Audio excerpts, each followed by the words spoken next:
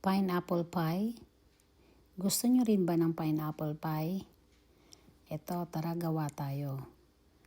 So, yung mga bata, dahil nagki-crave nga silang kumain ng pineapple pie, isa ito sa mga paborito nilang tinapay nung doon pa kami sa Pilipinas.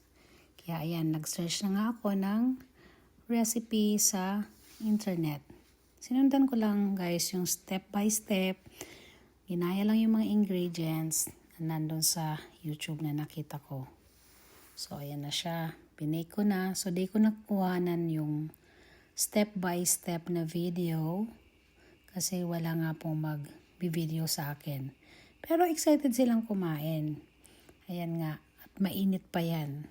So, dapat medyo palalamigin nyo muna para hindi siya magbitak yung crust niya habang hinihiwa. Kaya lang si Bella, excited na po siyang tikman. Gusto na niyang matikman daw kung ano ang lasa ng aming gawang pineapple pie. So, instead of using pineapple powder, ang ginamit po namin dito is yung nasa Tetra Pak na pineapple juice. So, yan na siya guys. Medyo tinatansya-tansya ko pa kung paano ko ikakat. Para magmukha naman siyang pang-professional yung pagkakat ng ating pineapple pie. Yan.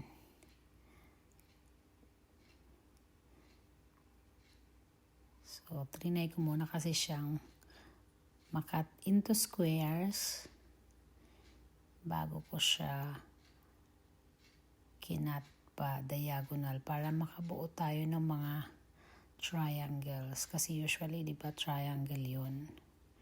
Yung mga pineapple pie natin dyan. So, ito sobrang makapal yung feeling nito.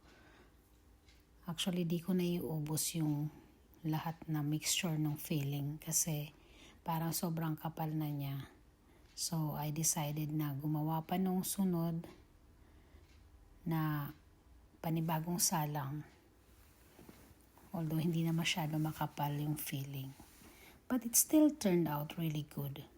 So, I think next time, I'm gonna take a video on the step-by-step process on how I made this pineapple pie.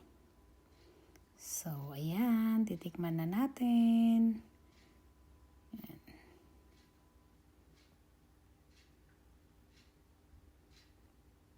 Masarap siya guys.